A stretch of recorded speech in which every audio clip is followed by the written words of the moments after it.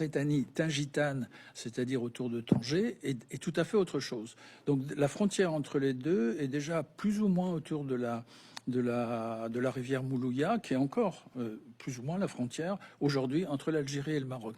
Et de même que l'Afrique proconsulaire, telle qu'on l'appelait ainsi à l'époque romaine, c'est la Tunisie d'aujourd'hui.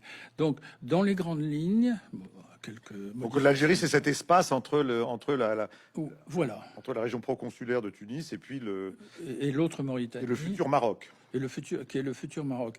Et on va retrouver ces frontières, par exemple, au moment puisque vous l'évoquiez, de la régence. De la régence. C'est-à-dire de cette présence. Alors, vous aviez raison à propos, c'est une république plus ou moins indépendante.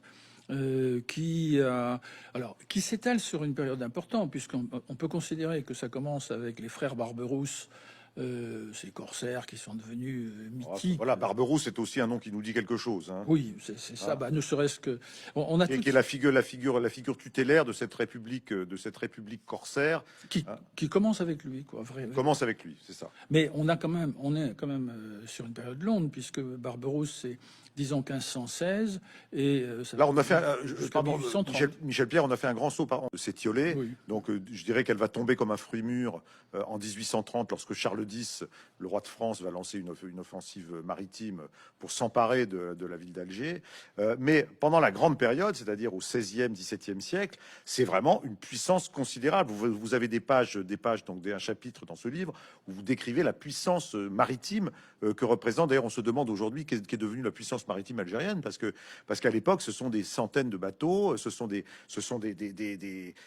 populations de marins et de guerriers sur l'eau, ce sont des raids sur toutes les îles de la Méditerranée, jusque sur la côte française, espagnole, italienne, jusqu'en Islande, un raid en Islande, et même jusqu'en Islande. C'est les Vikings de la Méditerranée, ces populations d'Alger. Enfin, c'est vraiment incroyablement puissant. Oui, c'est une république corsaire au sens où on l'entend parfois par la littérature, le cinéma, ou j'allais dire Angélique, marquise des anges. Donc c'est tout notre imaginaire aussi orientaliste qui parle de ces pirates barbaresques.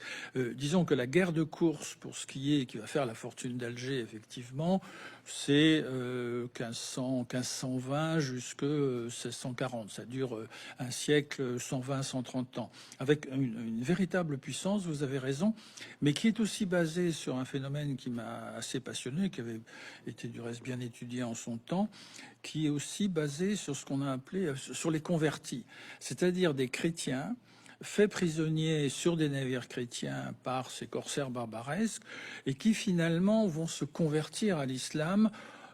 C'est une sorte de méritocratie au sens strict du terme. C'est-à-dire, si on est bon marin, bon navigateur, si on a le sens de la navigation, finalement on est fait prisonnier, mais on ne va pas vous exécuter. Votre force, elle vient aussi de votre intelligence, voire alors la force brute de travail quand on devient forçat à Alger, mais aussi donc ils se convertissent et ils rentrent dans la marine algérienne.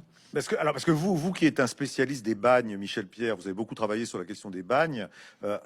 Alger, à un moment donné, c'est un grand bagne, c'est-à-dire que ces barbaresques, donc qui écument la Méditerranée, donc capturent des bateaux, donc pour capturer des richesses, mais aussi, donc comme vous venez de le dire, capturer des hommes pour les faire travailler, pour s'arroger leur talent, leur richesse. Alors certains vont évidemment meurent au bagne, mais en fait la plupart d'entre eux donc vont servir à augmenter la puissance de ces ou sont rachetés. Ou sont rachetés. Ce que l'Europe chrétienne fait tout autant. Hein, voilà, alors comme ça, on rançonne à qui mieux, on garde, on convertit, mais également on rend des prisonniers contre de fortes sommes d'argent. Donc il y a quand même tout un système de négoce légal, illégal et de mise en captivité et de rançonnage qui est un modèle très impressionnant. Selon Michel Pierre, plusieurs idées reçues doivent être corrigées.